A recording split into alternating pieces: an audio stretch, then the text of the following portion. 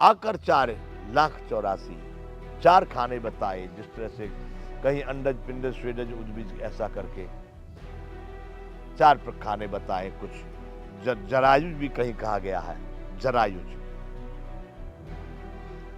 जल में जो जीव उत्पन्न होते हैं, जो वायु से उत्पन्न होते हैं, जो पिंड से पिंड उत्पन्न होते हैं, जो अंडे से उत्पन्न होते हैं, इस प्रकार के इन 4 खानों में 84 लाख बताए हमारे यहाँ।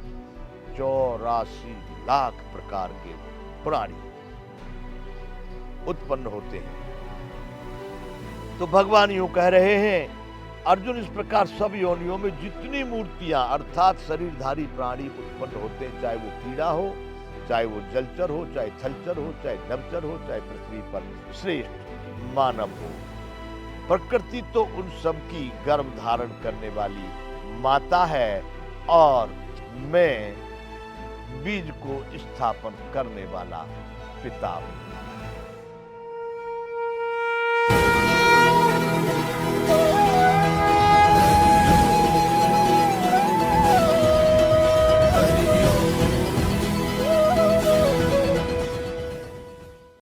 जय विश्ववंत संपूर्ण गीता ज्ञान। तो भगवान कह रहे हैं कि मेरे स्वरूप को प्राप्त होकर के लोग सृष्टि के आदि में उत्पन्न नहीं होते, या इस सृष्टि में हैं, विद्यमान हैं, तो प्रलय काल में भी वो व्याकुल नहीं होते। आगे भगवान कहना चाह रहे हैं, मम योनिर्महद् ब्रह्म तस्मिन् गर्भ दधाम्यहम् संभवः सर्वभूतानां ततो भवति भारत। हे अर्जुन, मेरी महद ब्रह्म रूप मूल प्रकृति संपूर्ण भूतों की योनि है, अर्थात गर्भाधान का स्थान है, और मैं उस योनि में चेतन समुदाय रूप गर्भ को स्थापन करता हूं। उस जड़ चेतन के संयोग से सब भूतों की उत्पत्ति होती है। ये बात भगवान 13वें अध्याय में भी बता चुके हैं कि प्रकृति माता के स्वरूप से है और मैं पिता के स्वरूप से हूं। सभी क्षेत्रों में क्षेत्रज्ञ मैं ही हूं। अब भगवान यहां स्पष्ट रूप से प्रकृति और पुरुष, ये 2 बातें स्पष्ट होगी। कोई भी शरीर, कोई भी पिंड, कोई भी संसार में जो आपको दिखाई दे रहा है, ये संपूर्ण ब्रह्मांड, इसको प्रकृति का ही संज्ञा दी गई है। भगवान यहां कह रहे हैं कि अर्जुन, मेरी महद ब्रह्म रूप मूल प्रकृति, महद ब्रह्म जो आपको दिखाई दे रहा है, यह भी सब ब्रह्म ही है, संपूर्ण भूतों की योनि है, अर्थात जहां से उत्पत्ति का रास्ता मिलता है उसको कहेंगे योनि है। सभी भूतों की उत्पत्ति की, जितने भी भूत प्राणी उत्पन्न हो रहे हैं, मेरी महद ब्रह्म रूप प्रकृति, मूल प्रकृति, अर्थात गर्भाधान का स्थान है। जिस तरह से किसी भी माता के, हमारे मनुष्य के शरीर में 7 आशय होते हैं, तो माताओं के शरीर में 9 आशय होते हैं। 9 आशय में 2 आशय उनके कौन से बढ़ जाते हैं, एक दुग्धाशय और दूसरा गर्भाशय। ये पुरुष के नहीं होते। तो भगवान कह रहे हैं गर्भाधान का स्थान अर्थात गर्भाशय, जहां पर वह बीज जहां से उगता है, जहां पर उन संतानों की उत्पत्ति का कारण बनता है।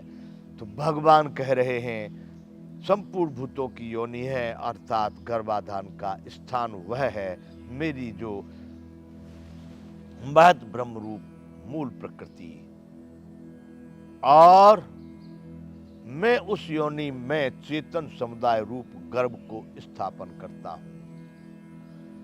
अभिप्राय यह है कि जितनी भी चेतन सत्ता, अब ये मिट्टी है, पत्थर है, पानी है, वायु है, आकाश है, ये सब है, इनसे निर्मित जितना भी ब्रह्मांड है यह वह प्रकृति है, और फिर इसमें उत्पन्न हो रहे हैं पेड़ पौधे, पशु पक्षी, कीड़े मकोड़े, मानव तक इसी से उत्पन्न हो रहे हैं, इसी से। लेकिन इसको उत्पन्न करने वाला भगवान कह रहे हैं कि इसमें मैं गर्भाधान करने वाला, अर्थात गर्भ को स्थापन करने वाला। गर्भ यहां पर शब्द कह रहे हैं जो भी प्राणी या जो भी जीव, जो भी आत्मा उसमें स्थापित होता है, चेतनता जो स्थापित होती है उसको गर्भ कहते हैं। भगवान कह रहे हैं कि इस महद योनि में गर्भाधान का स्थान, और मैं उसमें चेतन समुदाय रूप गर्भ को स्थापन करता हूं। अभिप्राय है कि संपूर्ण ब्रह्मांड में जितनी भी जड़ प्रकृति है इसी के माध्यम से परमात्मा स्वयं उसमें प्रवेश करके और उसमें गर्भ का स्थापन करते हैं। उस जड़ चेतन के संयोग से सब भूतों की उत्पत्ति होती है। भगवान कह रहे हैं कि जड़ और चेतन जब ये दोनों का संयोग होता है तब ये संपूर्ण भूत और प्राणियों की उत्पत्ति वहां से प्रारंभ होती है। आगे भगवान कह रहे हैं, सर्वयोनिषु कौन्तेय मूर्तयः संभवन्ति याः तासाम ब्रह्ममयोदो निर्हम बीज प्रदः पिता। हे अर्जुन, नाना प्रकार की सब योनियों में जितनी मूर्तियां, मूर्तियों का मतलब आप समझ रहे हैं पिंड, शरीर। देखिए बंधु, हमारे भारत में ही, मैं नहीं कह सकता कहीं विश्व में दूसरी जगह भी कोई मूर्तियों का पूजा है कि नहीं है, लेकिन हमारे भारत में मूर्ति पूजा, हमारे यहाँ कुछ जिंदे हमारे आश्रम में संत महात्मा भी आते हैं तो हमारे कुछ साधु कहते भाई 5 मूर्ति पधारे हैं, उनको भी मूर्ति कहते हैं। मूर्ति यहां पर किसी आकार को कह रहे हैं। मूर्ति का मतलब शरीर, मूर्ति का मतलब देहधारी, मूर्ति का मतलब कोई भी पिंड। तो यहां भगवान अर्जुन से कह रहे हैं कि नाना प्रकार की सब योनियों में जितनी मूर्तियां अर्थात शरीरधारी प्राणी उत्पन्न होते हैं, नाना प्रकार की, एक योनि है। यहां तो कहा गया है रामायण में, गोस्वामी जी लिख गए, आकर 4,84,00,000 योनि भ्रमत यह जीवय विनाशी, फिरत सदा माया कर प्रेरा, काल कर्म स्वभाव गुण घेरा। यहाँ पर भी भगवान प्रकृति की बात कर रहे हैं, वहां गोस्वामी जी भी प्रकृति, स्वभाव मतलब प्रकृति।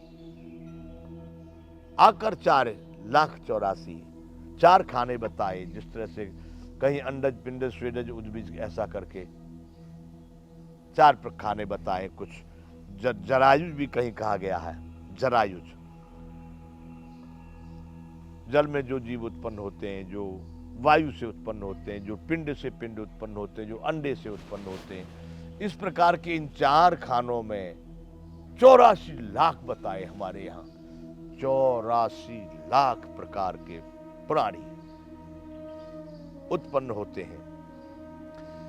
तो भगवान यूं कह रहे हैं, अर्जुन, इस प्रकार सब योनियों में जितनी मूर्तियां अर्थात शरीरधारी प्राणी उत्पन्न होते हैं, चाहे वो कीड़ा हो, चाहे वो जलचर हो, चाहे थलचर हो, चाहे नभचर हो, चाहे पृथ्वी पर श्रेष्ठ मानव हो, प्रकृति तो उन सब की गर्भ धारण करने वाली माता है, और मैं बीज को स्थापन करने वाला पिता हूं।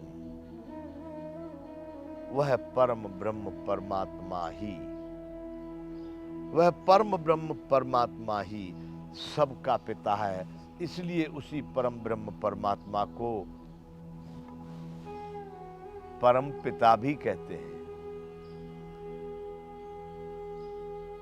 परम पिता भी कहते हैं। बंधुओं, मानव के द्वारा या किसी पशु के द्वारा कहीं भी जितनी भी संतति हो रही है, उस संपूर्ण संतति में हेतु वह परमात्मा ही है। बहुत सारे लोग आज भी प्रयत्नरत हैं, प्रयासरत हैं, जिनको कोई संतान नहीं मिलती। अंत में उनको भी यही कहना होता है कि भाई ये सब भगवान की माया है, परमात्मा की लीला है, परमात्मा की इच्छा है। अंत में वह भी वहां जाकर के ही छोड़ देते हैं। बड़े बड़े वैद्य, डॉक्टर, वैज्ञानिक वहां फेल हो जाते हैं।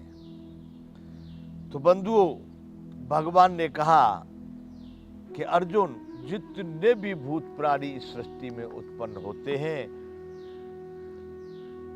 प्रकृति तो उन सब की गर्भ धारण करने वाली माता है, और मैं उस प्रकृति में बीज स्थापन करने वाला पिता हूं। अर्थात संपूर्ण प्रकृति में जितने भूत प्राणी उत्पन्न हो रहे हैं, उन सब का परम पिता भी कहा जाए तो वह परमात्मा ही है। जय विश्व बंधु।